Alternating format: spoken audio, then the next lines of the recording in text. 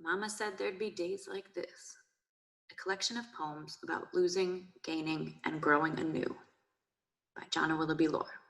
The first section are poems mostly about love and loss and things like that. So this first one is called I've Been Meaning to Tell You. I've been meaning to tell you that I watch your mouth when you talk, when you crack jokes, when you laugh. I just want to pick the peaches, taste the fruit, taste you. Place palms on your skin, take in the sweetness. I gotta get you while you're ripe, before the growing season's over and good fruit gets so expensive.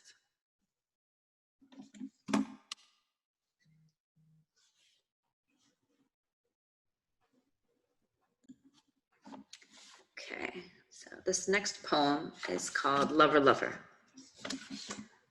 I wish I could make contact, actual skin-to-skin velvety contact that makes you rush like the curves of the river, that lovely, simple, ooh, ooh, ah, shiver that only sheer love could ever deliver to me.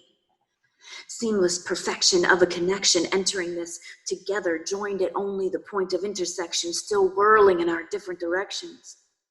Where is the reasoning behind this momentary collision, crossing, melding, melting of lives? It seems like love from some kind of story about hanging our hearts on the line. And I'm hoping your heart will allow this. Energy conduction, a live wire in your path. Deeper you think if it's safe to touch. Your guts tell you no, but your heart tells you go. And you feel it shock you in your systems, downloading feelings into previously free space. And there you are, electrified, caught in it, living it, devouring it. I've picked you up, live wire lover, energy conductor, passionate man. I drew you in like winter breath, and I took some. And I brought some home.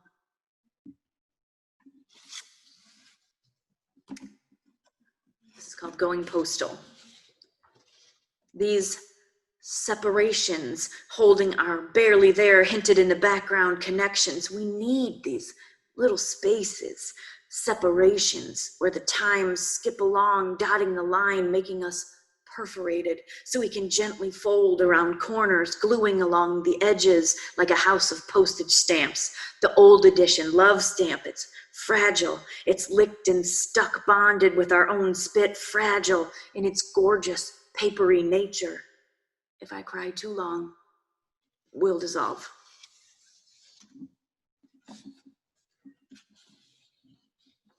This is called Sipping Warm Taffy. 1. I sense the change pulling. It must be pulled sweetly if it is to be pulled at all. Stretched thin like taffy, you'll pull me aside to lay down the down low. I wish you could drink me, feel high on the mixture, swim with sweetness in the sun, but I am a deciduous nightmare, dropping my leaves when the cold comes. 2. Left my jacket on the back of a chair somewhere. It's probably in someone else's closet by now.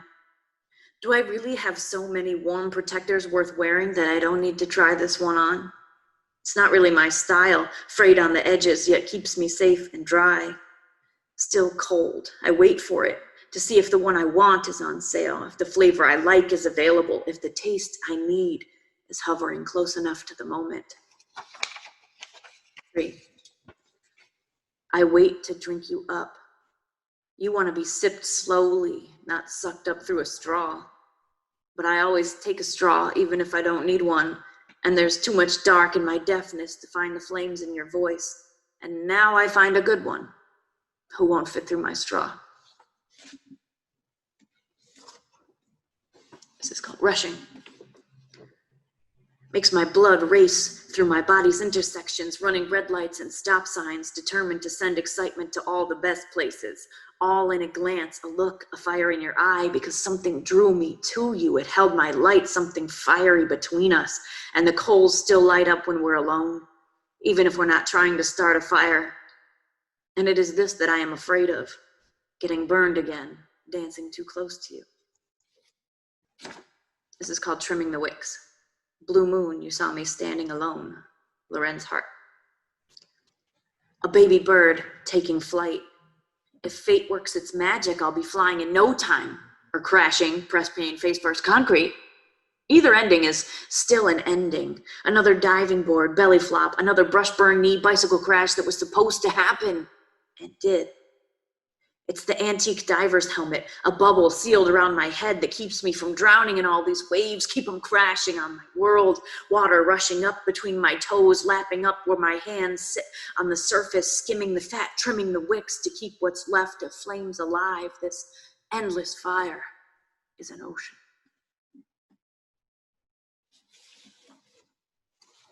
This is called The Bright One.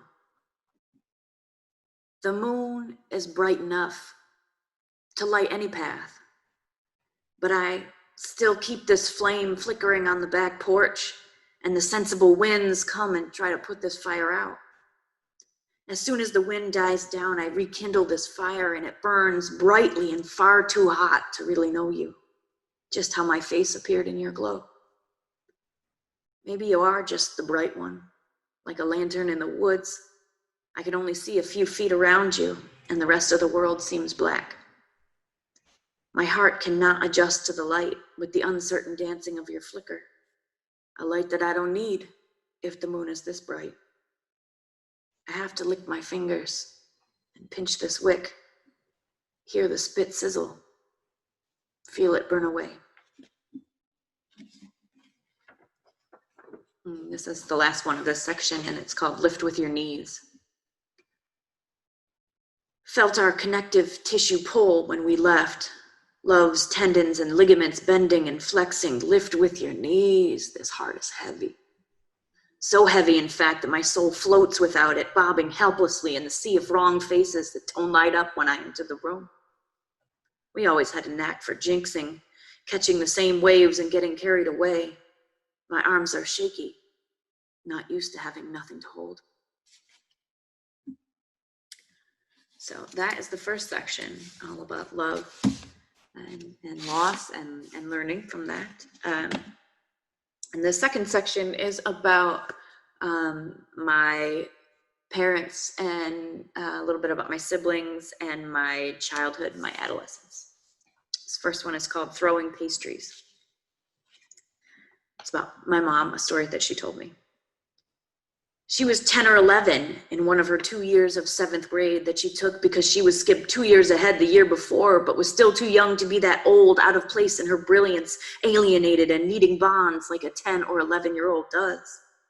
Found her pleasures reading books in the square downtown near the movie theater. On the way there, Connecticut Street, she stops at the bank and takes from her savings $1 that at this time could buy a whole lunch and then some and maybe some more, and partakes in the quieting delicacy of pastries. She buys a whole assortment in a box tied with string, carries them proudly to her spot in the square.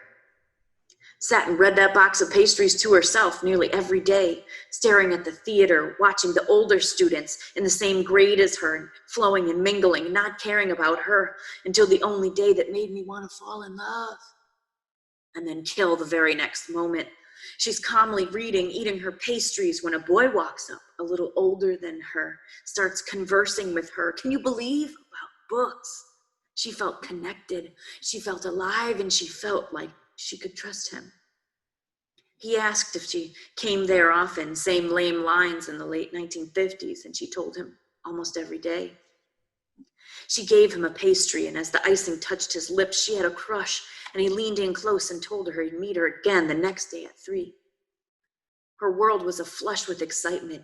It rippled through her 10 or 11-year-old nerves. She barely slept and dreamt of terrifyingly fantastic encounters. She awoke and walked those Connecticut streets to the bank for $5 this time, bought so many pastries that she needed 2 boxes, both of them beautifully tied with white string. She walked extra consciously, especially nervous, to her spot on the bench within sight of the theater. She began reading her book. She was really just looking over the words and wondering to kill time. He arrived, sat down, took a pastry, and then flung it straight into the wall. And suddenly, out of nowhere, there were tons of kids from school all coming at her and grabbing the pastries and pelting them at the wall until all $5 worth were ruined. in a heartbreaking splatter of adolescent dreams. I'm telling you now, this was the only moment I wanted to kill. I wanted to maim. I wanted to deconstruct what I'd heard when my mother recalled what it means to be low. She told me that I should not want to avenge. It was 40 years ago. Had no presence now. Just old lessons swallowed down with a glass of maybe I'll forget tomorrow and a double dose of good books. She said she'd learned to let it go. I must learn to let it go. Still makes me mad. So it's really interesting during the pandemic here, doing a Zoom recording of just myself with no audience at all. It's very weird for me. But I hope you all enjoy these poems as much as I enjoy sharing them with all of you. I'm really happy that infringement will continue to happen despite everything being closed. This is called Choir Practice. Playing in the big nursery, now a classroom for overflowing underfunded public schools, across from the Walter Lord room that 15 years later housed her memorial reception. Somehow in some strange kitty kid game, I lost one of my already mismatched socks, dark purple like a fresh bruise, too tight in the calf, too loose in the foot. My mom came to claim us from the nursery. Kid check. My sock gone missing, me not listening, not looking, took a backhand, my cheek stinging. The tears my mom held tighter than her handbag, large enough for several hands and no money. And I still remember the sound of the slap, the heat of my face, and the color of that mismatched sock.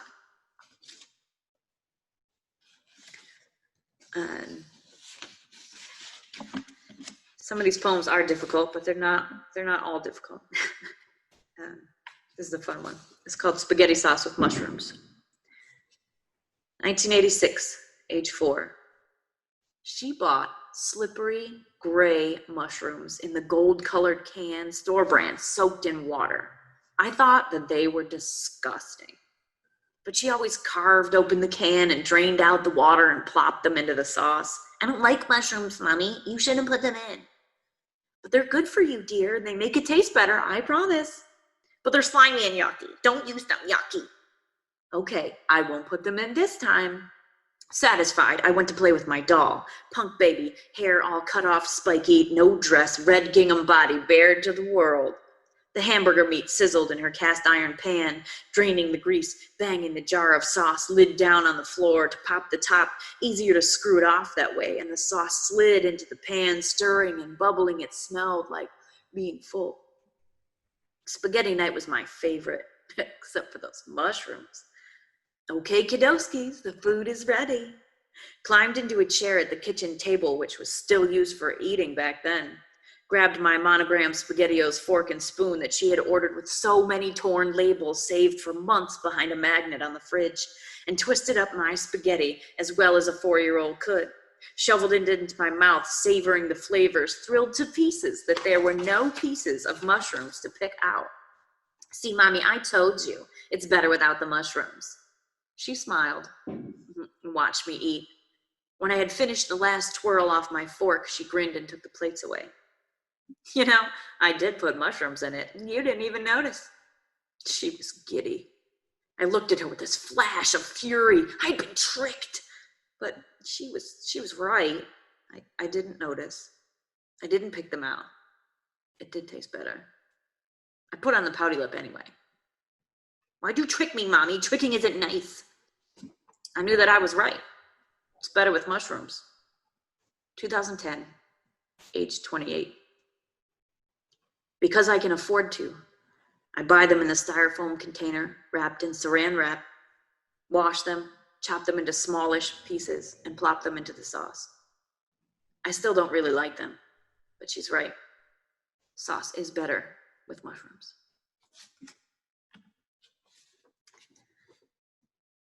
This one's called The Salty Roll.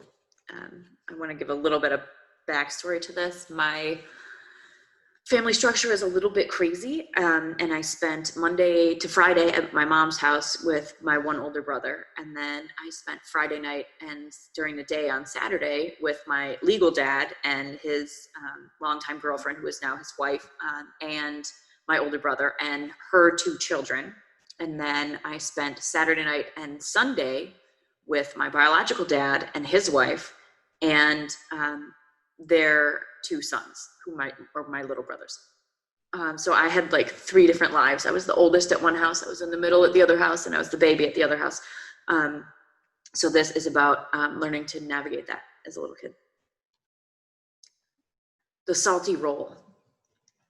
Rolling onto the soft stick, melting as it slides, soft round, coating every bit with its salty taste. Lifting the butter-covered ear of corn to my lips, I am still reminded of crossing boundaries that shifted depending on the day and depending where I lived. Reaching out to put my corn on the butter and roll like I'd always done at Daddy Fred's. Instead, Kate slapped to the wrist, "That's impolite," with the sharp-eyed glare that cuts me foolish to this day. Left me with a new set of rules. The rules were always changing.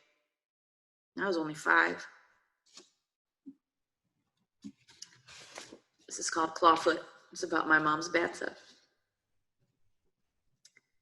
Clawfoot. When I was growing up, we didn't have a shower, only this beast of a tub. I was convinced that they built the apartment around it, no way to fit it through the doors. A big old clawfoot, raw rubbed enamel, flaky painted belly, duckbill faucets. It was the prize feature in our not so classy world. My mama did the best with all the class she could afford. The lip of the tub always lined with rows of soaps and washes and 5 different kinds of conditioner, and the water-stained bright blue pitcher tucked into that just right nook between the wall and the tub and the toilet tank. Hooked onto the rim near the pitcher, brass soap dish not getting any younger, with the open round sponge basket on top. Sitting right in between the rungs was a small lead-colored cup, always brimming full of too many cigarette butts. I could still smell them if I picture her there. Water comfortably up to her ears, propped up on an ancient towel behind her head, her lengths of salty auburn hair coiled casually into a bun with just one long, tarnished silver clip. No bobby pins. Let the strays fall as they may. Her custom-made bath board laid out the essentials: a pack or 2 of smokes, the little mini bic, a large mug of coffee, hot or cold, it didn't matter. The latest read for the day, marked only with that pinky thumb spread with which she held it open, inhaling page after page like the flame and the tobacco. Can't get enough of either one. My mother didn't bathe to get clean, only to find solace and a little bit of class. So I write a lot of poems about my mom. My mom passed away when I was 20 years old, and it obviously had a big effect on me and the way I've chosen to lead my life since then. And it never really seemed painful for me to share poems about her. And I hope that it continues to be that way. This poem is called Tea Kettles. She always told me that you don't need a tea kettle that whistles as long as you pay attention. You have to listen to the timpani roll of the bubbles, the cymbal crash of the water, the symphony of physics with the whistle all its own. Because not everything has to be new or even fully functional to be useful. When most would give up, give in, or let go, she would keep holding on, finding a use for the useless. And growing up, getting by with our somewhat functional household, my mother showed me that many things have value after part of them is broken. Day upon day, boiling water for coffee, pouring it through a filter basket. It's balanced on a pot. It doesn't fit it. Hot water straining through a paper towel as a filter, just to show the world that a coffee maker is not necessary. But my mother was hard of hearing, and sometimes that rolling boil wasn't enough to rouse her senses, and her kettle boiled dry. And the day I found that kettle red hot and glowing empty, the spout resting on the corner of the stove, nearly ended her existence and our home. And I shut off the stove, the one burner that still had a working knob, and I wondered if it was time for a new kettle. It's got no whistle and no spout. It's It seems a time to retire. But no. When that metal cooled, she refilled that old kettle and sat and listened for the roll and carefully poured, spoutless, into her filter and brewed her coffee. So the coffee never knows the difference. It always tastes the same. And after she stopped whistling, we retired the kettle, the filter basket, and the pot. We planted some wandering Jews that she brought back from the grave to prove that these things were still useful. Now I have my own old tea kettle without a whistle. And if I listen closely, I can hear the trumpets of my life bursting out where no whistles break the silence, and I wait for the crescendo and its music for the boil, because she always told me to pay attention.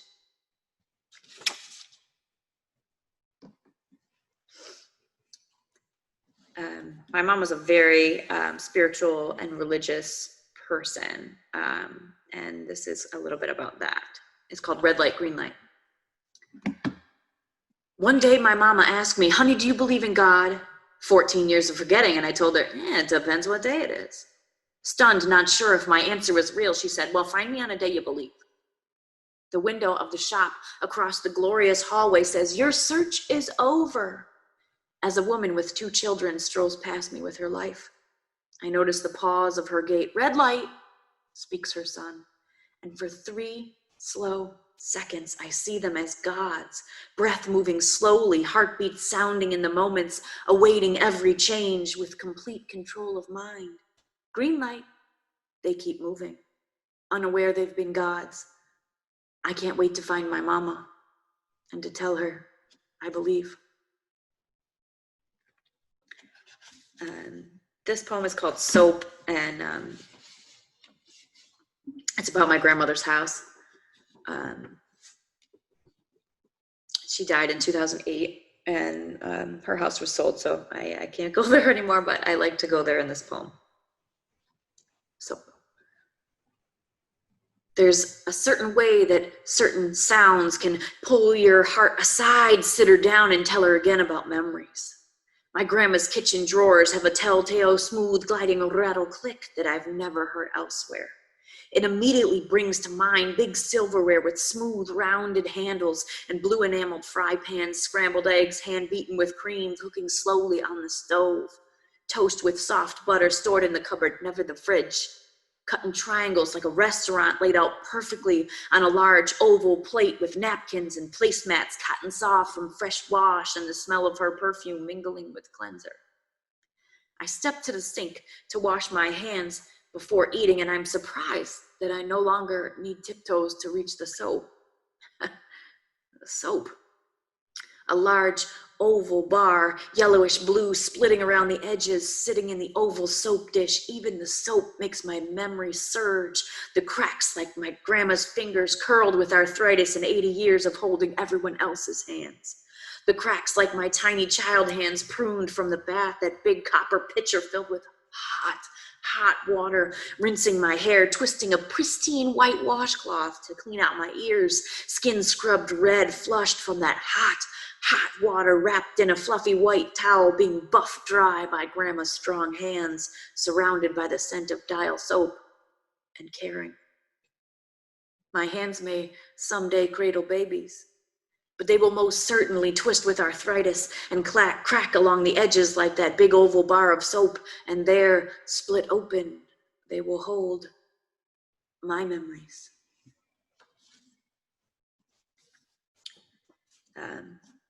This poem is called Smoke Damage. My mom was a heavy smoker all of her adult life. And when I was 20 years old, shortly after she passed away, about 3 months later, my dorm that I was living in at college burnt to the ground on her birthday and burnt up all of my shit. So this is the poem about those, having those 2 experiences and then figuring out what to do after that. Smoke damage. My eyes flew open 637 nights in a row, wide with weight, thinking my mama could die, could choke herself, glue her lungs shut and expire. And I'd hear this terrible rattle through the wall. At night, I was supposed to be sleeping in my bed. I'd hear my mama coughing tough so hard like nails. Then only to hear the light switch on through the wall, the flick spark of her lighter, and then I'd hear her inhale. I'd try to shake the sounds back out of my ears, pretend to be deaf, these noises of an old chain smoker, my head dizzy from the feelings, my stomach knotted and burned, my throat ready to gag, and I shut it all out and keep sleeping. I know about smoke damage. I have seen it leave somethings when there is nothing left. And I thought I had many somethings once, and I thought that they defined my heart. And then on what should have been my mama's 55th birthday, the flick spark of a lighter birthed flames onto my dorm. 637 minutes of bright blaze, the roof of my home lifting, these skyward glances full of heat, these once strong walls groaning, caving in like mama's chest in a fit, falling in halves, layers of my somethings peeling into flakes of ash. And then they're gone, just leaving rising smoke and damage, but nothing's left. 637 attempts at blinking later, returning to that charred scene. It's harsh under the whip crack of steel. I found my room. It's just some ashes in the basement, the cinder block outlines as the hallway markers, and I step over the few gray bricks from that crumbled foundation and sink my shoes into knee-deep pools, these vestiges filling the space between my socks and my ankles, and the sharp bite of sulfur that's infiltrating the air, and I half choke and then plunge my hands into still warm ashes and search through dusty fragments, hoping for sensations to rise, to dance with my hands, making somethings out of the nothings left. Finding nothing of value, I stood up, taking only the stench of the sulfur and a photo of what's left. And I know about death and how fast it burns, coiling up cloudward, darkening my sights, making it hard to see, particles stinging my eyes, covering my mouth with my scarf, keeping the hard times out of my breath, holding my eyelids open, even when the smoke stings and the tears come out to protest my strength. I fight it all off and keep walking, planning how to make something when there ain't nothing left. So a lot of those poems are pretty old, and these are some newer ones, the last of this section, and then almost the whole third section are all newer poems. So this one's called The Scornful Look. It's from my husband. I hate the scornful look you give me when I reach up to play another TV show on Netflix, another hour of blissful relaxation, watching old episodes of Law and Order lounging on the couch. You get up and leave the room. You do the crossword from the art voice, check your email, go to sleep. While I delve a little deeper into this drama, because for me, it's not just TV. I'm hanging out with my mother. This was her favorite show. I'm reliving the many Thursday nights or Sunday nights that we watched these episodes together, hearing her proclaim her not-so-secret crush on Chris Noth and her scorn for Jerry Orbach, and the way she always prayed for justice for the person who was wronged, and how she cried whenever a child lost a parent or a parent lost a child. But you don't get it, having never lost a parent. My need to reminisce here with this show.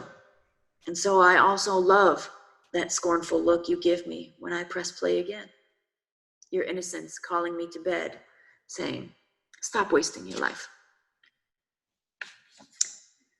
And this one I also is about my mom too. I lived in the same house my entire life until I moved to this current house 7 years ago. And this is about that, about moving out of my house. It's called This Is Our Address. I get a lot of mail from my mother, even though she's been dead for almost 10 years. Invitations for writing workshops she never could have afforded, renewal notices for the son, letters instructing her to act now, lock in the low rate. The water bills, never got around to changing the name on the account. And I usually end up keeping them in a stack on the coffee table or on the kitchen counter, even though there's no reason for me to save the flyer from the Christ the King Seminary annual book sale, except to imagine buying books that I won't have time to read and asking the people there if they remember her, because it's most likely probable that they do. And it's bitter and savory that I'll be moving soon, and I will no longer get the mail at this address. And I won't have to feel guilty for missing the book sale. I'll just feel guilty for moving away. And so I'll keep a few pieces each week until then, because I can't bring myself to toss her name right into the recycle bin without letting her linger a little longer in my hands, a little longer in this house. So now I have a few about my dad and one of my brothers. This one's called Graduation from my father. Hey kid, I'm looking forward to seeing you. Carried on a voice with tremors that I had not heard since her memorial. Feelings trickling out of your scientific notation like a mountain stream that should be a river, but can't. Talking over the liquid between gusty low sighs, which connect a deep sea moment where you remember her, to the surface where you breathe to forget. To see me is to breathe and remember. This one's called, also for this, my dad, my biological dad, this one's called Black Bears Seeking God. Big black bears on Prozac wander aimlessly on the earth, sad, but not caring and afraid to grow old. Many seasons of life I've seen my father disguised as a bear, heavy and waiting for the weight of his age to lift. Grumbling deep in his throat, he waits for the soft animal of love to open up the world. A lonely predator in a life without enemies, hulking claws, his thick-skinned delusions keep him hibernating and loving the dark. This poem is for my brother Chris. He also passed away in 2008 of leukemia. He was 10 years older than me, so he was 36 at the time, which is way too young.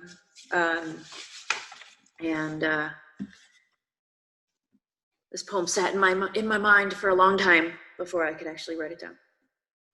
It's called The Zipper for Chris. We should go on this ride, 18-year-old brother says to 8-year-old sister, pointing to the elongated Ferris wheel structure with the egg-shaped cages spinning in circles. Her eyes couldn't open any wider, the terror evident around her frown-tense mouth, the tiny dimples around her chin. I'm scared of things going upside down, not knowing an inkling of the flips and tumbles to come. We won't go upside down. Come on, you'll love it. My head just barely grazing the finger on the sign, you must be this tall to ride the zipper, secretly hoping my shoes weren't lending me a half-inch that for once I didn't need. Through the turnstile, climbing into the cage, my brother's body weighing down his side heavily, the egg rocking back and forth, back and forth. The ride attendant lowers the safety bar over our laps, pops the pronged end into the metal clip. The bar rests tightly on my brother's thighs, my own skinny twigs rattling around far underneath. I gripped the bar, the last anchor left, and saw a large metal ring, a handle welded fast to the center. You see, the secret to staying upright is in the handle. If you left it alone, you wouldn't spiral backwards, pull it back, and you'd spin like a gyroscope. As the ride loads slowly, we rotate backwards up the frame as each egg is filled with passengers. We inch closer to the top. I won't pull the handle, he says, as I'm squished into the egg against his massive frame, the steel grating pressing into my arm, leaving hash marks in my skin. I looked at him with the eyebrow raised. I knew better than to believe that prankster. Finally, the ride begins. Around and around the ellipse-shaped train of pods, our egg remained upright, rocking back and forth, back and forth. And I must have let a ray of smile break out, because the next thing I knew, he yanked the handle back, spinning the metal prongs into spin position, and we began spinning backwards, feet up over our heads, over and over, not held down by that metal bar. I braced my hands in the top of the cage, my feet in the footwell, sneakers squeaking against the sheet metal, all my weight thrust onto my hands, a full-on handstand in the sky, thumped back down onto my feet, tossed side to side. He's grinning and holding that handle back hard and watching me do these mid-air gymnastics, feet overhead, Chris's laugh bouncing across the fair and me bouncing around in the egg. In the same way, that peaches ripen slowly in a paper bag while you're not paying attention. I began laughing, loving the tumbling uncertainty of weightlessness, the throaty rumble of his giggles, our smiles illuminating the darkness of night. He swung the handle forward. We stopped spinning, and I slid back into the seat, gasping for breath, giddy, yet sad that this ride was ending. I put my hands to my face and smelled the metal. Didn't I say you'd love it? And I did. I found footing midair and settled into a life where being upside down most of the time was normal. I grew quite used to bracing myself with my hands when the world threw my feet over my head. And through all the flips and tumbles of the next 20 years, I have found myself laughing when I thought I would be scared. And when I smell metal on my hands, I'm tiny all over again, back inside that egg with my eyes closed. I open them, and I swear that there's hash marks in my skin.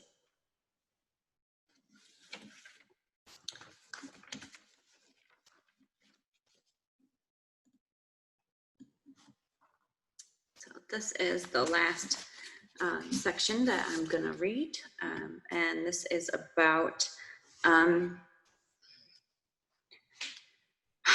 being a woman and becoming a mother in many ways.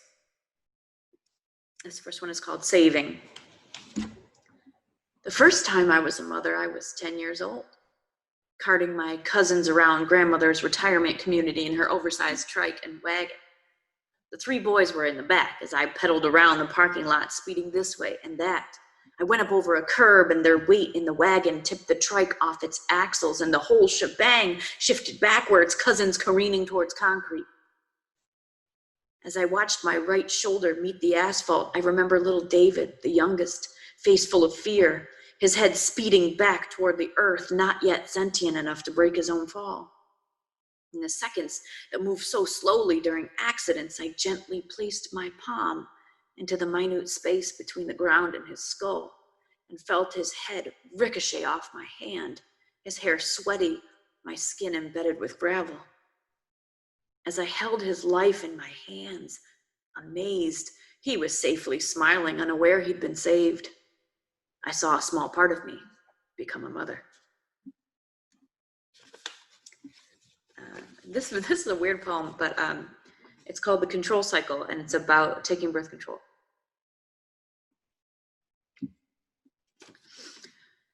Noticing only now how quickly each month melts away with the sugar in my mouth, controlling me for 3 weeks straight, brimming the joy of the first of the month so often, watching the weeks turn past me, gazing through the plain calendar of birth control pills, punching out the same little blue pill every day for 3 weeks.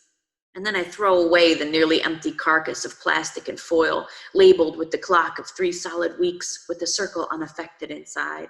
The placebo of the green ones makes me sick. This plain calendar empties itself so quickly. I pop out the first blue pill on a Sunday, always a Sunday, and swallow in early afternoon, watching the hours wind down every day for 3 years. This May, it's anniversary time again. And I think of how many months I've felt the sharp crush of the plastic bursting the pill through the foil while I'm tasting the sugar and not tasting the changes. And it seems strange to watch the days going by through a package of pills and not through the daily experience. It's strange that this relationship has lasted so long. We have a date every day for 3 weeks straight, and then we take that break where I shed skins for a week regardless of restraints, where I leave the green sugar pills encased in the plastic and foil carcass of control, tossing their uselessness into the trash, still sealed, silently hoping that time will pass slower when I don't have to notice each early afternoon before the evenings. This bond has lasted much longer than my patience could last for you. You are so hard to control. I wonder sometimes why I keep up with the ritual when there's no chance of birth because there's no prospects for love. I guess it's the fear of unknown possibilities. Or maybe it's because I can't taste the changes when every early afternoon melts away to evening with the sugar in my mouth, with the hormones in my body. Maybe it's just the control that I loved. Not the feel of my bones when we gripped each other, scared that we had put a cake in the oven when we had to leave the house. Because maybe it wasn't about you, this control. Maybe it's time to taste change. This poem is called The Bear. It's sort of about a dream that I had, and then also about something that actually did happen. I open the kitchen door to find a bear slashing at me with vintage claws. My breath sucks in, and I slam it shut, twisting, jiggling the knob, waiting for the click. This bear. Fear of a force that could grow too fast inside a body. Any body is in my dining room. The room that connects the front of the house to the back, the before of my life to the after, the in-between parts. I'm trapped in the back, in the kitchen, in its yellow pantry, stinking of molding oranges in a wicker basket, cigarette butts, and dusty papers. Where the dust settles is important. It sticks to the grease. It combines, makes it hard to wipe away. The years collect in the corners when you only sweep the middle. I turn to leave this mess, only to face a door stained dark, hollow beast scratching at the wood, seething on the other side, hot metallic breath on my toes. There is no way to avoid this room. I push the door open, full of panic, ducking under the massive swipes, and I bob and I weave on the floorboards towards the way out, reaching it just before the bear does. And in one quick turn of my wrist, I fling my body through the frame of the outside door, whirling to slam it in my wake, twisting, jiggling the knob, waiting for the click. My breath staggers as my door latches into this world of after. After the testing, the samples, slight pinch. After the calls, the waiting, slight pinch. After she says, "I'm not saying you have cancer." I thought, "You're not saying that I don't." And this is about what happened after that. This is called The Papers. And all of this happened a few months after my brother died of cancer. They scrape and dredge and pull away pieces of my insides when they seem abnormal. They eradicate things which grow too quickly, explain too quickly that the potential for another life from mine might be pulled away with it. They expect that I could just lie back on the table, feet in the stirrups, life in my throat, and say, "Okay, cut away," without worry. When one floor up from that examining room, I sat near a bed where the tubes of uncertainty pumped some kind of healing into or out of a man who signed the papers, said, "Okay, treat away," without worry. But there was worry.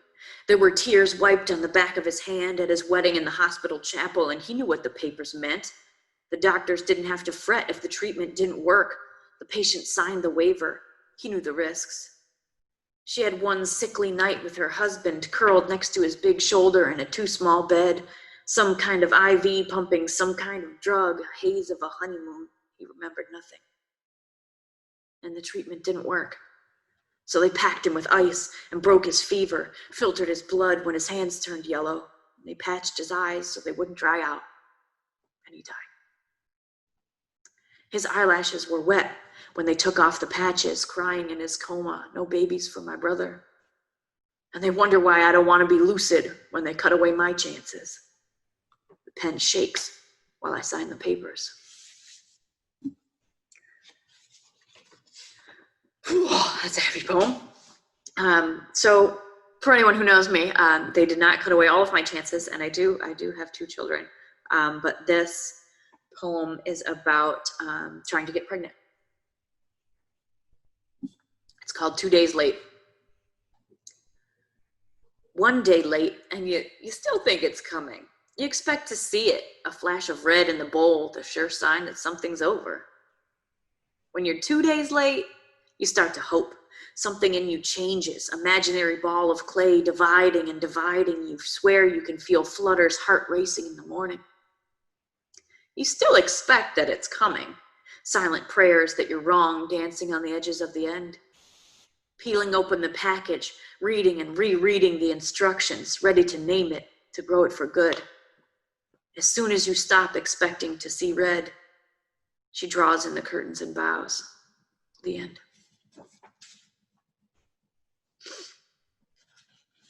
And this, I didn't write too many poems while I was pregnant, either time actually. But this one I wrote just after my first son was born. It's called After the Party. As my body swelled, stretched to cover this ever-expanding ball of cells, swirling and swimming and rolling inside, I felt so incredibly beautiful. My skin was smooth and firm over a belly full and round, constantly running my hands over it, making a life in there, and it was awesome. People smiled when they saw me, all 210 pounds. There is so much love for a pregnant woman.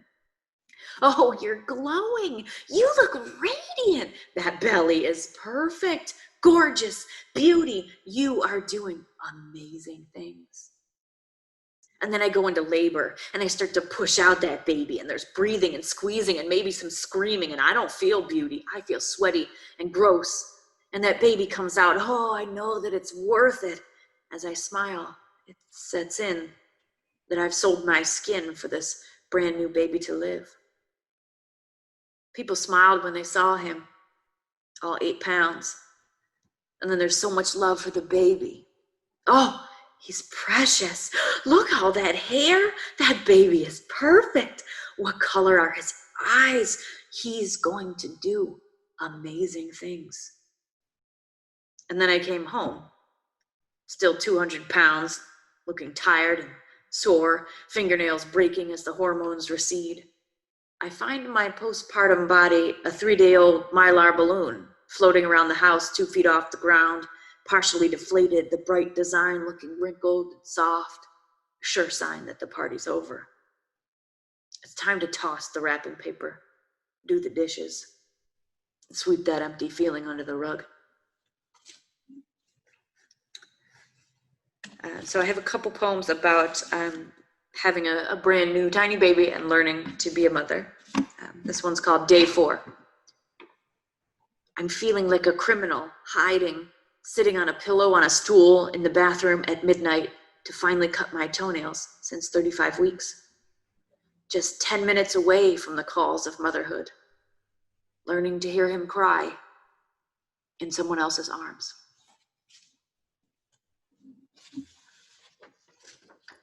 This is called The Difference. You know, pain isn't the same after you've had a baby. Yeah, sure, things still hurt, your hips and your knees and your back from staring down at that little face and those little fingernails digging into your skin and pulling your hair and biting your nipples. None of that hurts as much of getting rid of their clothes that don't fit anymore. This one's called Need Me Like This. The days where you need me like this are numbered. Where you can sleep next to me all morning and I can stare at you in between dreams. I wonder when the wonder wears off. When every day you amaze me by grabbing my shirt as if to say, hey mama, look at me now. Someday soon you'll be walking away saying, hey mama, look at me now.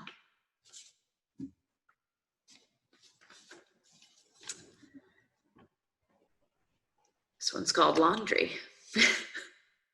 Totally mom poems, right? I used to sort my laundry into lights and brights and darks and shake each piece first, check all the pockets, read all the labels, load it in one item at a time, measure the soap precisely, tailor the setting appropriately, push start and settle in, listening to it churn. When it came time to dry, I removed the items one at a time, hung up all the jeans, synthetics, and line-dry pieces, tumbled the rest on low, then meticulously fold and organize into color-coded rows in my dresser drawers. I had a whole system. That shit was an art. And then I had a baby, and the luxury of sorting was the first thing to go. I couldn't even keep the baskets separate. My own milk-stained t-shirts mingling with his teensy onesies and soaking wet burp rags. I tossed it all in blindly, washed on regular with some amount of soap, all dumped into the dryer on medium. Hope I remembered to clean out the lint trap. It stays in the basket, picked through but clean, until one of the kids pours juice on top. Now, I try to do one load as soon as it's full, grab it all in my arms and shove it into the machine. In my quest to keep clean clothes in the house, I have washed and dried a disposable diaper, some wipes, a few rocks, some cashews, countless tissues, and a dollar store toy car that somehow still plays music, despite the soaking and the high heat. Now, my wipes are always dingy, but I spend my time giggling with my boys about the toy car's ride in the dryer. This one's called Prayers and Family. My newly minted 3-year-old is curled on his bed, pushing a car around the blankets with the baby dozing on Daddy's lap. They begin a book about the freedoms of life. On the page about religion, my husband asks him, "Do you know what it means to pray?" He shakes his head no. And I feel my mother's spirit cringe as Daddy tries to describe prayer to a toddler. It's when you ask a higher power for what you want to happen, like if you want mommy to live forever and always be happy. Our son replies, "I do want mommy to live forever and always be happy. I want to live forever and always be happy." I said, "We can both live forever and always be happy." He snuggles in and says, "Are we a family?" Daddy answers, yes, we are." To which he replies, "Oh, well, I like baby the best." We collectively, "Aw," in that cutesy way that people do when a kid says something adorable, and he interrupts us with, "No, actually." We wait for him to choose one of us as the favorite, ever the contest of mama against daddy. "Actually, my favorite is me." We all collapse in a puddle of giggles, and I instantly see myself as a child. This is another one about my oldest. This is called How Impossibly Small. It feels gritty under my feet as I enter the kitchen first thing in the morning, and I see the tiny white glitter all across the evergreen countertop and the jutting edge of the dishwasher. And I instantly know that you've snuck out of your room in the middle of the night to clumsily fill your mouth from the sugar bowl. I continuously dust my feet off on the legs of my pajamas instead of walking the 5 steps across the room to get the broom because it's early and I am a tired mother and I need coffee more than I need the sugar off my floor. I start to get aggravated, saying to myself, "Damn it, kid, you know better than that," gritting my teeth as I brush my feet off again. I press start on the coffee maker, turn to grab a sponge from the sink to begin the cleanup as the coffee brews.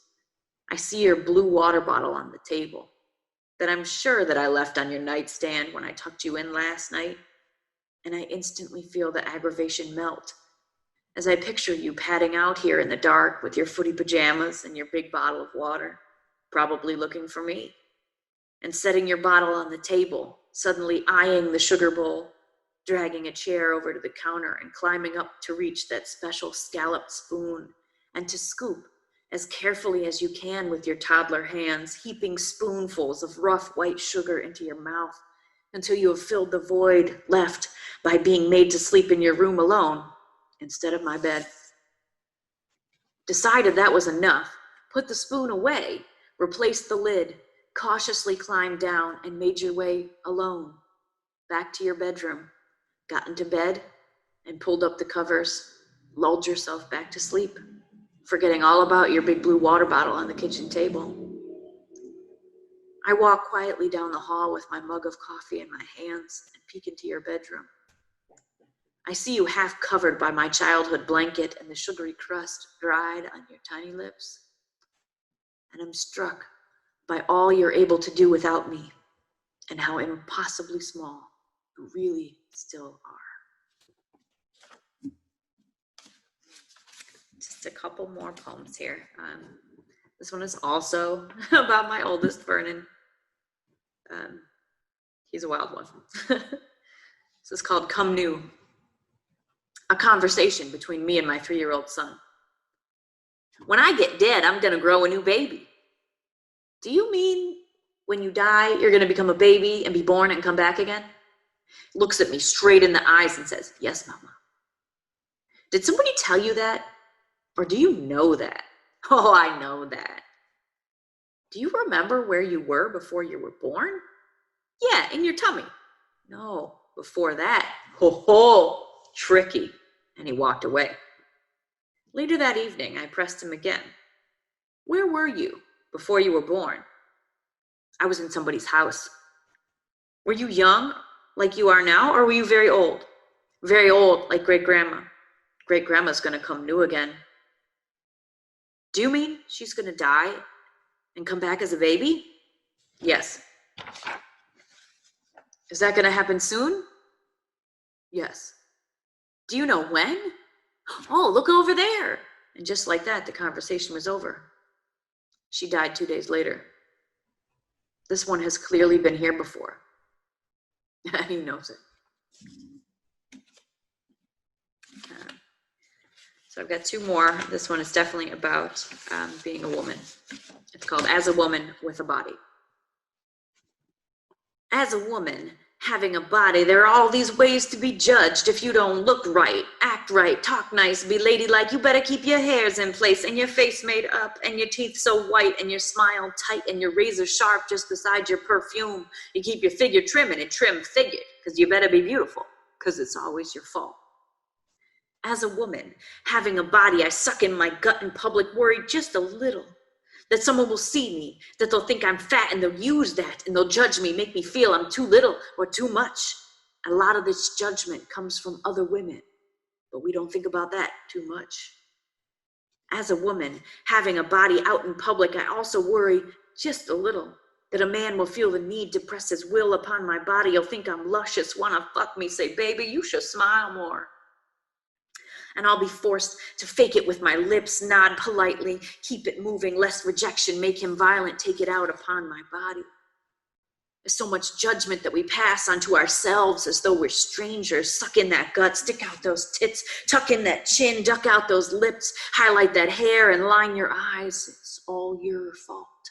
You realize that as women, we've allowed the public to decide that having a body is worth the shame of never being able to hide.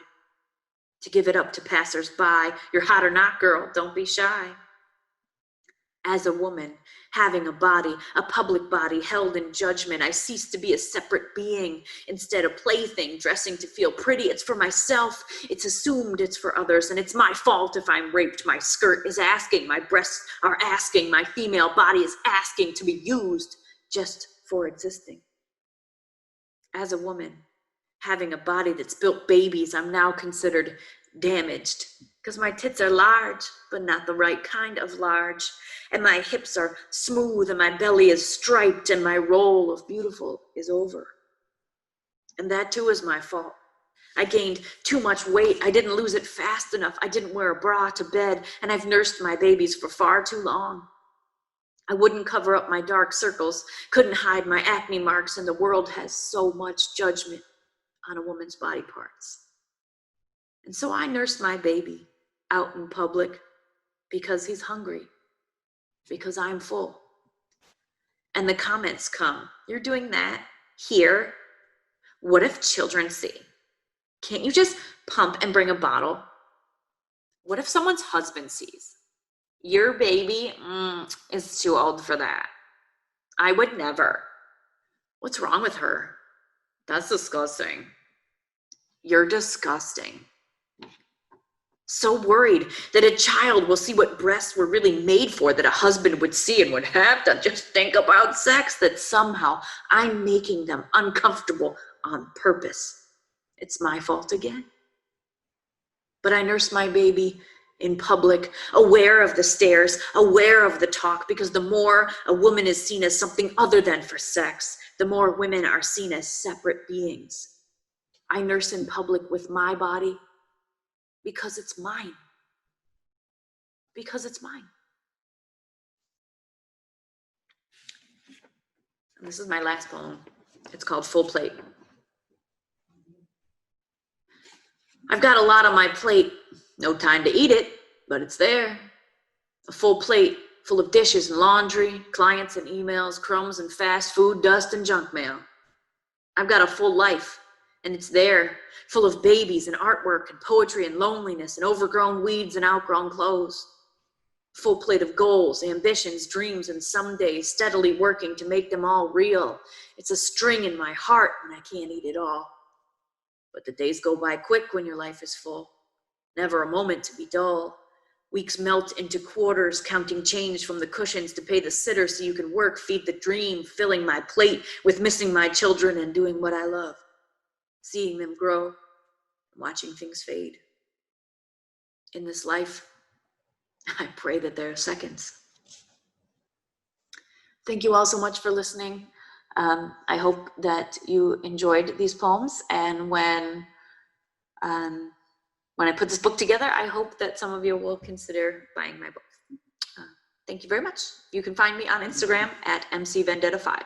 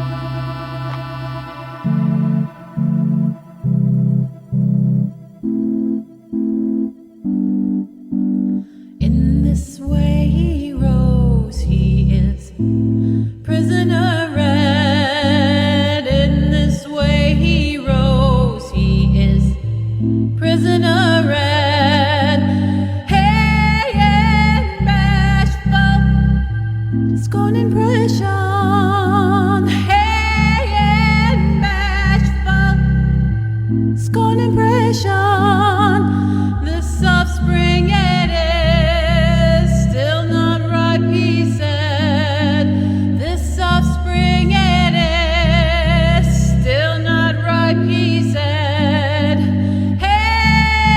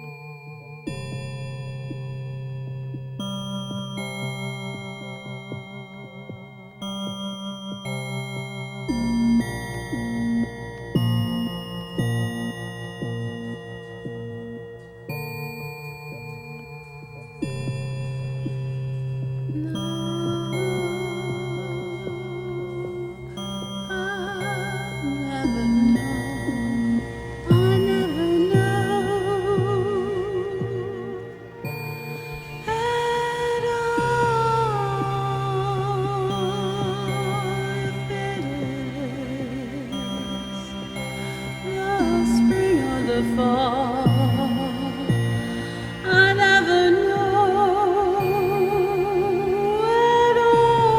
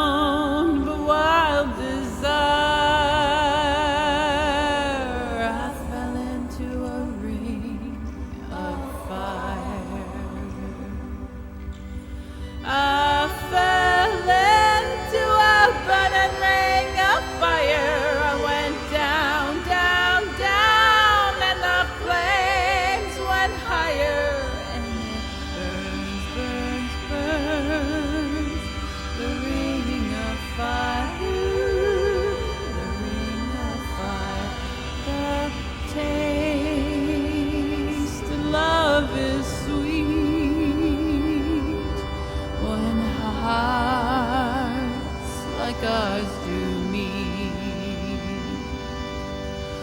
I fell for you like a child, oh, but the fire went wild. I fell into a burning ring of fire, went down, down, down, and the flames went higher, and it burns, burns, burns, the ring of fire, the ring of fire. Well, I fell into a burning ring of fire, went down, down, down, and the flames went high, and it burns, burns, burns, the ring of fire, the ring of fire, and it burns, burns, burns, the ring of fire, the ring of fire, the ring of fire, and it burns, burns, burns, the ring of fire, the ring of fire, the ring of fire, the ring of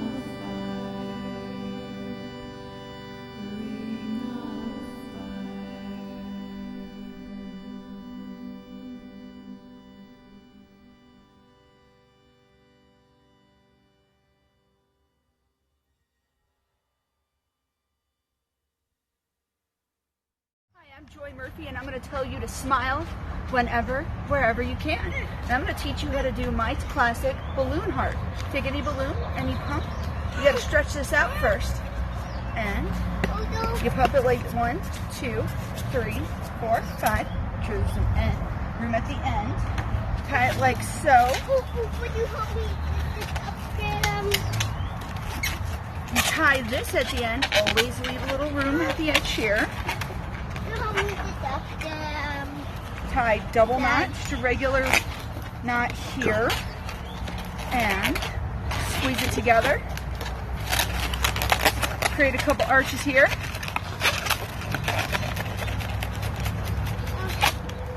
You have a funky heart. Then you attach it to its stem.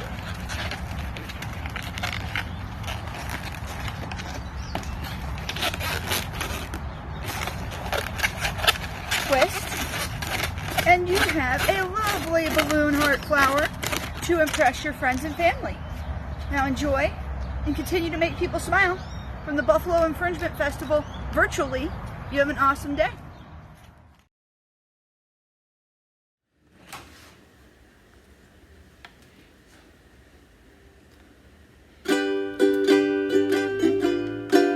I'll set a tiptoe through the window, by the window. That is where I'll become a tiptoe, all through the tulips with me. Hey, I'll say I'll tiptoe from your pillow, the shadow of the willow tree, and tiptoe through the tulips with me. I said, in flowers will stray, will keep the showers away, and if I'll kiss her, another lie about you, pardon me, and a tip-top was baby through the tulips with me.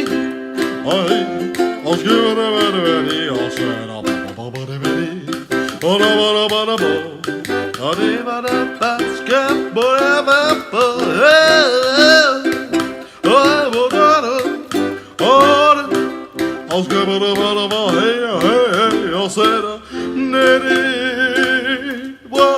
when the flowers will stray, will keep the showers away, and if I get you in the flowers, in the moonlight.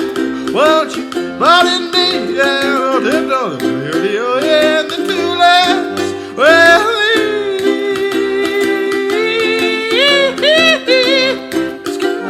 shepherd about now.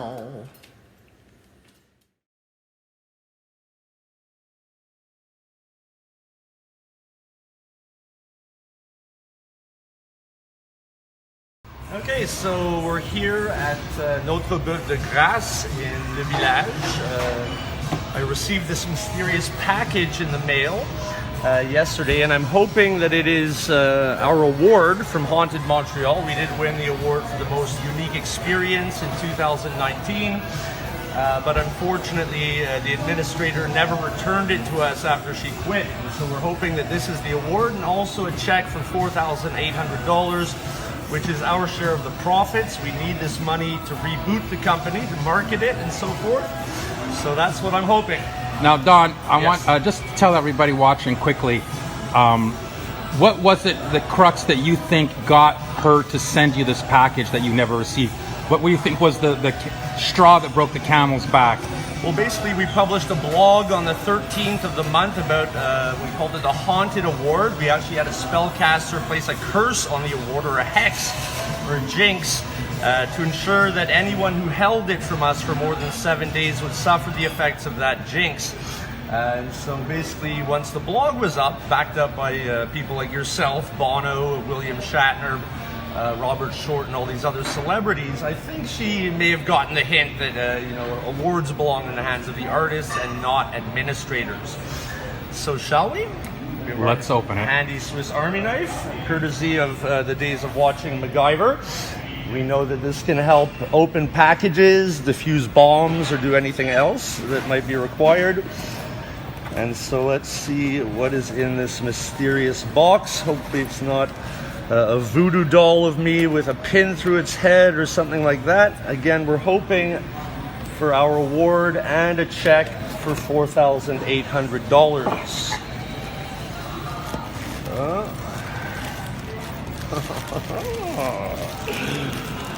Oh yeah. So yes, it is the award. Congratulations! Finally. Hey, let's let everybody see this award. Don, do you want to read the inscription for everybody at home? Maybe. There we go. There we can see. You want to read that for everybody? So it says, a Travel and Hospitality Award winner, Haunted Montreal Unique Experience of the Year 2019, Quebec, Canada. So yes, we finally have our award back. Is there a check for $4,800? Our profits? Ooh, no check.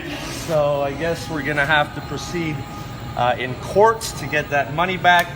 But thank God the award has finally been returned. And I thank you, Ron Rockstar. You have been my biggest supporter here. Appearing in the blog and, giving some advice? Giving some advice. You said, hey, go to her house and get it. Just go right there. Unfortunately, she does live 2 hours away in a semi-rural area. I certainly don't want to go there. That's the last thing I want to do. I already sent drivers to pick this up at a cost of $200, and she didn't return it. But now she did return it.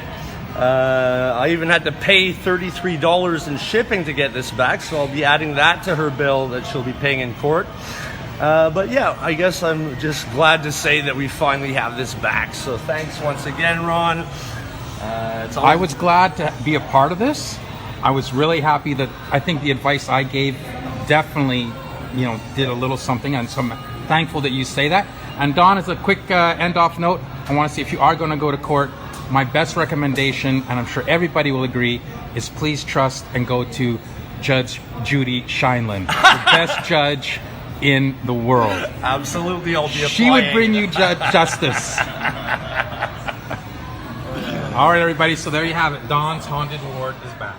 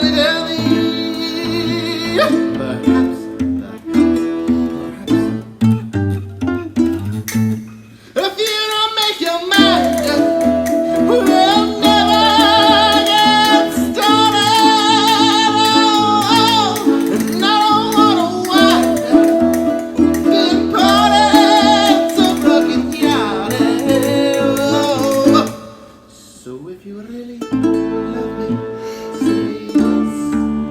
And if you don't, confess. Oh, but please don't tell me.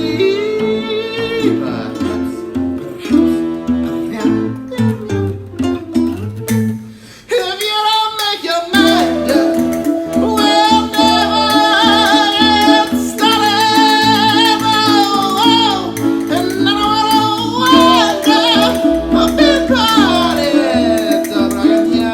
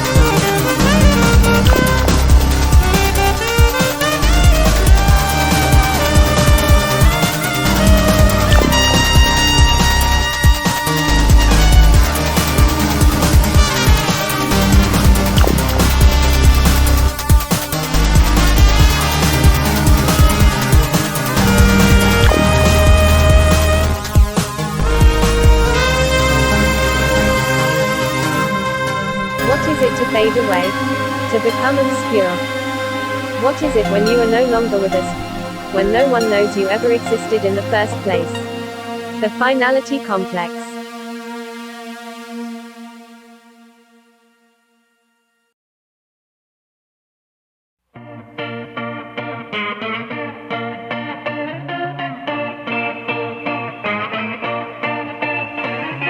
I met this girl named Susie Ann. Told her I had a heck of a plan.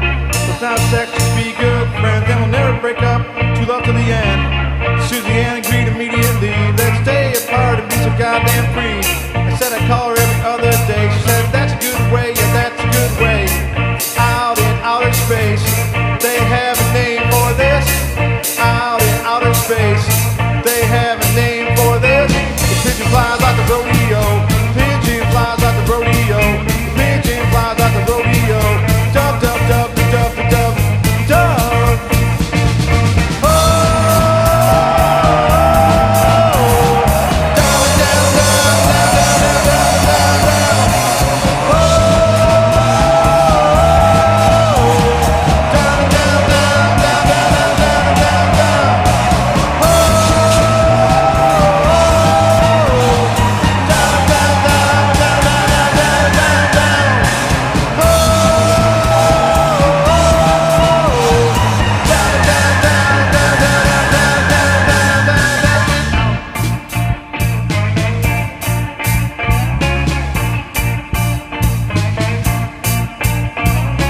Let's get Platonic and need to screw things up. Let's get Platonic to love, their love and cup. Let's get Platonic and need to screw things up. Let's get Platonic to love, their love and cup. My life's a joke, but it's a funny joke. It's a laugh with no strings attached. My life's a joke, but it's a funny joke. It's a laugh with no strings attached. The pigeon flies out the rodeo. Pigeon flies out the rodeo. The pigeon flies out the rodeo. Dub, dub, dub, dub, dub, dub, dub. Oh, down, down, down, down, down, down, down, down. Oh, down, down, down, down, down, down, down, down.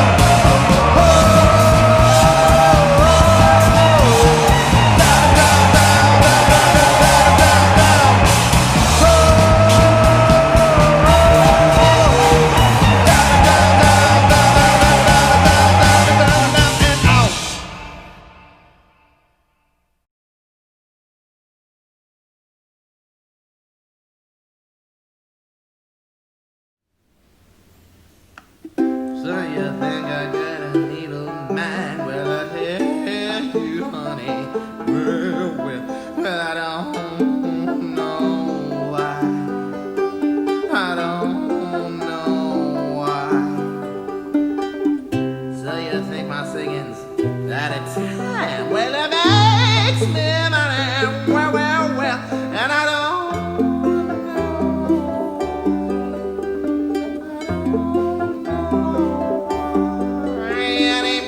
Oh,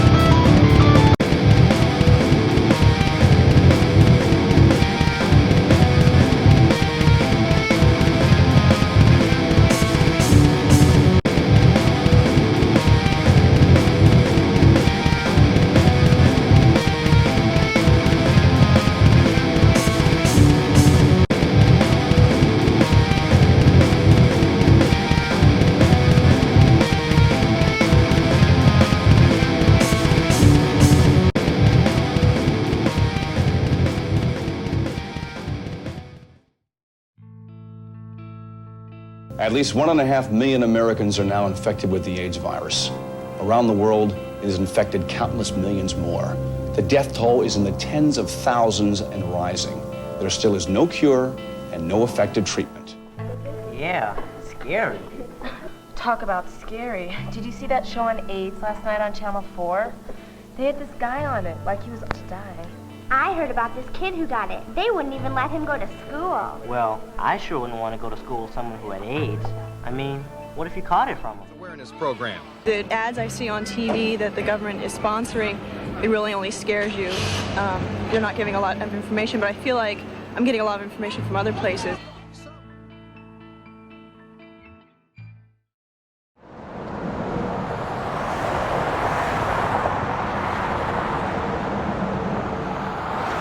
Sure, my name is Bob Furlani. I'm the Assistant Director of the MPH training program here at University of Buffalo School of Public Health and Health Professions. I've been here about 2.5 years. Prior to that, I was working with the State Health Department for approximately 35 years. Of that 35 years, approximately 20 years, I worked in HIV and AIDS programs for the State Health Department. As a matter of fact, when I first started, in 1987, it wasn't even called HIV, it was HTLV3, so that goes back a ways. And there's a lot that has happened certainly since then, since the early days of the epidemic and the public health response. And quite honestly, I think it's been a great success story.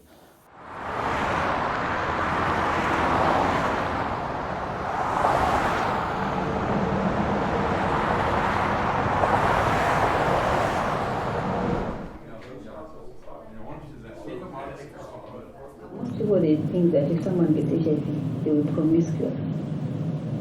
So it's worse, especially for the female, but it's because you don't know. The men will just believe that this woman was promiscuous, that's why they get HIV. And then I tell you, there's two places that are so marginalized that there are people who still believe that maybe they will be bewitched.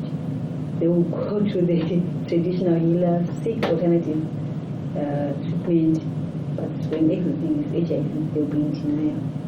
So still that is happening because of the cultural beliefs, this strong belief that a lot of there are witches out there. So that's what affects the African population in terms of the HIV. That's why sometimes we end up seeing people who are coming with really advanced disease because they have their own beliefs.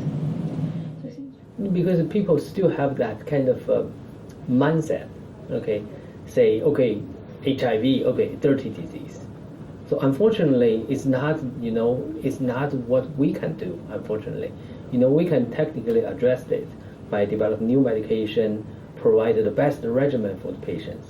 However, I think it's probably also you guys can help that to spread the message. It's just a disease, okay?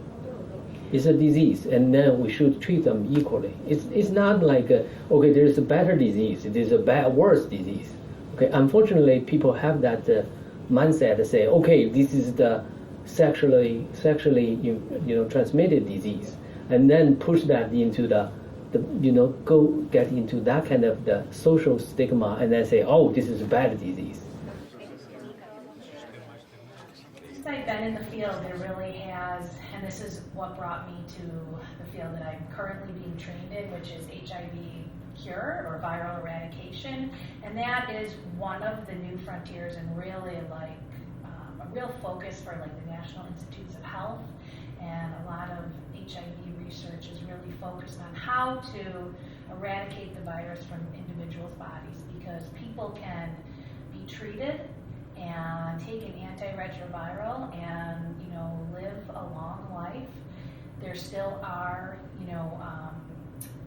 things that certain types of complications that still can occur from disease just from having HIV or the treatment, but these individuals can now live a long life, and it's no longer a death sentence, as you have said. But if these individuals stop taking antiretrovirals, that virus will rebound, and plasma levels of the virus will skyrocket, and it does not cure the virus. Because what happens is the virus integrates its viral DNA into the human DNA, and then certain cells in the body that it integrates into go to sleep, and the body immune system cannot find those cells and eradicate them, as well as the current treatments we have can't do that. So researchers really want to try to find a way to help either cure individuals, to eradicate the virus completely from their body, or is there a way to, where they don't have to take medication every single day to help either completely suppress, the virus and where you don't get these secondary complications. So there's a lot of information. I think one of the challenges is that HIV and AIDS has been around a long time. There's been a lot of advancements, as I mentioned, in treatment, and so people don't perceive it as a death sentence, which it is not. But then there's maybe the risk that people perceive associated with HIV and AIDS, and if they get infected, it's just another illness or disease. And it's still a significant illness, it's still a significant disease, and the best approach to take is to prevent yourself from getting infected.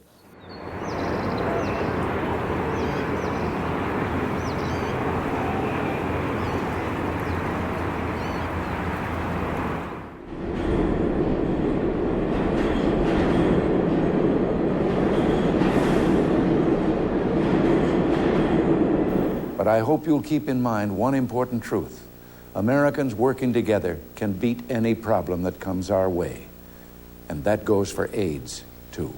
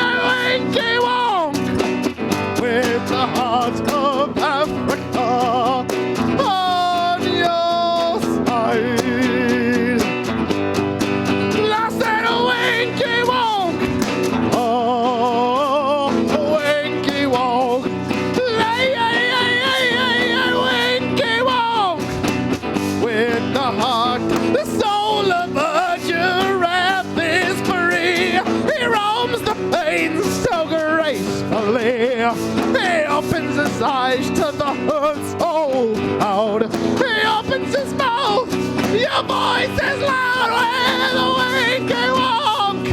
Oh, a winky wonk. Winky wonk. With the heart of Africa on your side. On your side. Your side. I said a winky wonk. The heart of the sea, a winky wonk. I need your love now, winky wonk. With the heart of Africa on your side. On your side.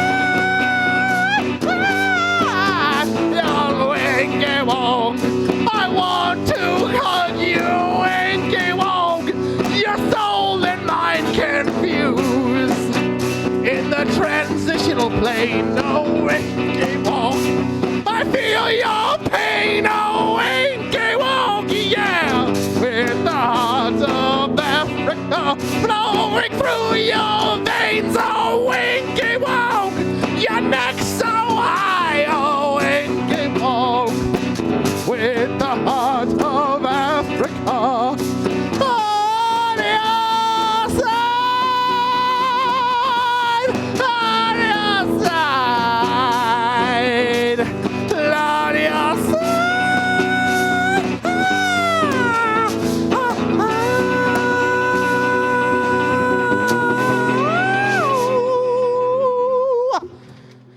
There's my chip chip.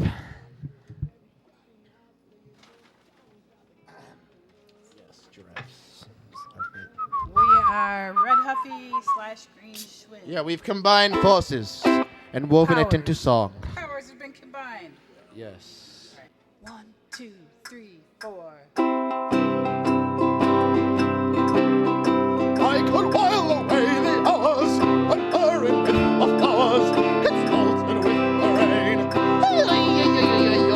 In my head, I'd be scratching with the thoughts I'm busy hatching if I only had a pain. I'd unravel any riddle for any individual in trouble or pain. With the thoughts, I'd be thinking I could be above the lake if I only had a pain. Oh, I can tell you why. The oceans near the shore, and I could think of things I never thought before. And then I'd think and think some more. I wouldn't be a nothing. My heart off for stopping. My heart off for pain.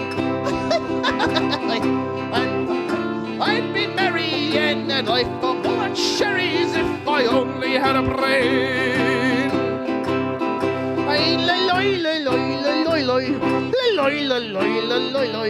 A scuba da hi.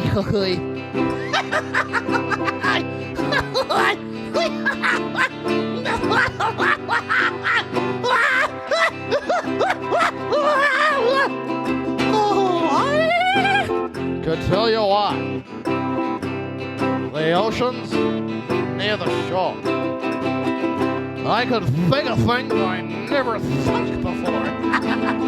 And then I'd sit and think some more. I wouldn't just be nothing, my heart all full of stuffing, my head all full of pain. And perhaps I deserve ya, and even be worthy of ya if you only rain. Yeah, yeah.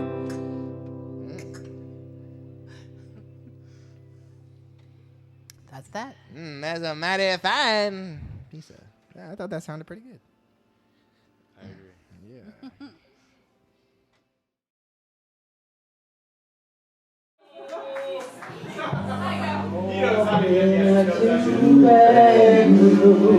The mortgage has not been paid, Karen. Alone in a two-bedroom. Neither of them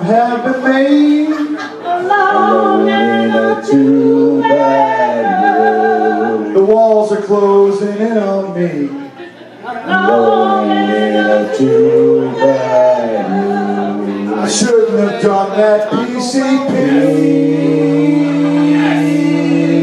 No, I shouldn't have done that PCP.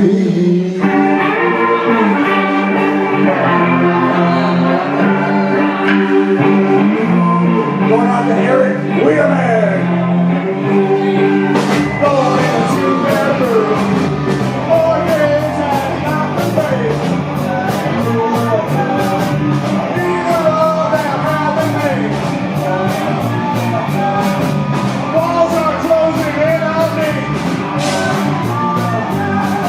I shouldn't have done that PCP.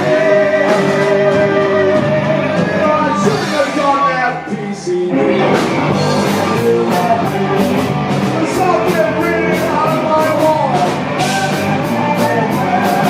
It's yellow and it's very small. It says me, it says me. Can someone sell out the drive? They say you're lucky to be alive. Yeah, you're lucky to be alive. Someone calling at my door. It's all in the law. But taking me in for questioning. Say that coke is the real thing. But I know coke's the real thing. And coke is not the real thing. Stop telling me coke's the real thing. Something written on the wall. It's yellow and it's very small. It says pain and it says pain. Someone shovel out the ground. They say you're lucky to be alive. You're lucky to be alive. Someone pounding at my door. Thank God it's only the law. Taking me in for questioning. And say that coke is the real thing. I know coke's the real thing. Coke is not the real thing. Stop telling me coke's the real thing.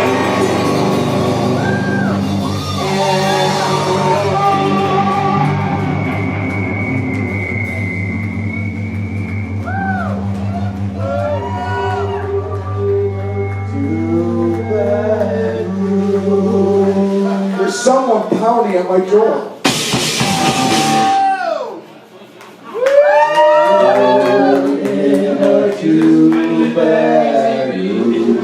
Thank God it's only the wall. Open up! Open up, goddammit! This is not the police. This is REO Speedway. They're taking me in for questioning. What the fuck?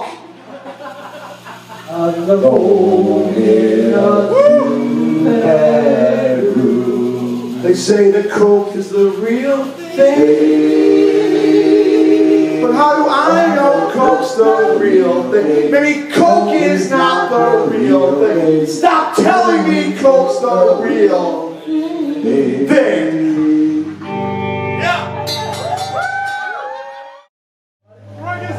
Chat through the night with all the little trains above these rustling hard as get the window sill above. Stood up in bed and got the theory of the rain coming down like a motorboat. Send out a letter to the one I love.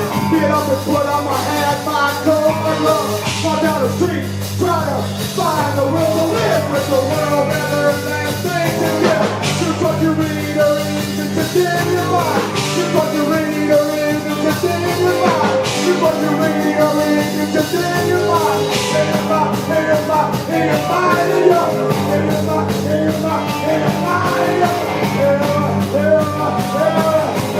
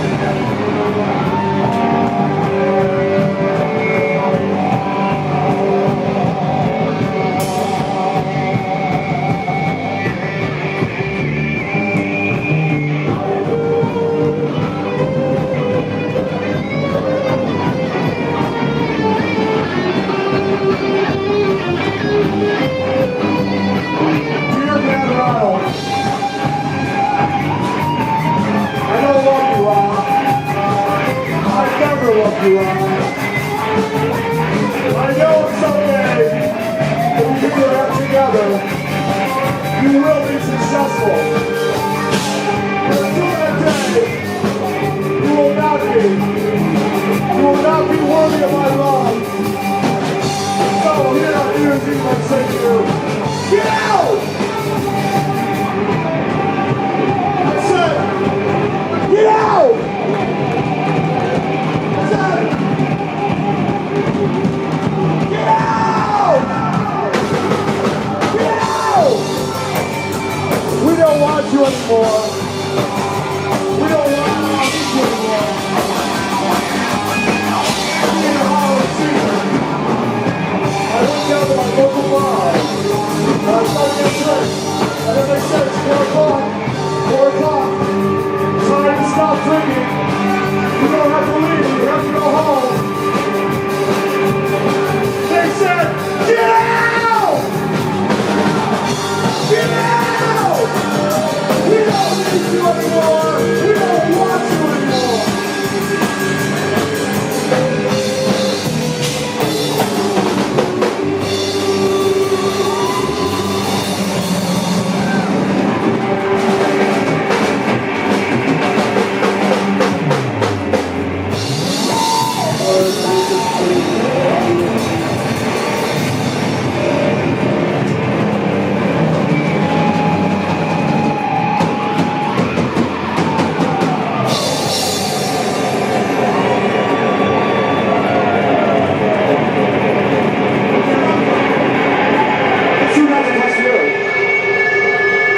Thank you for coming.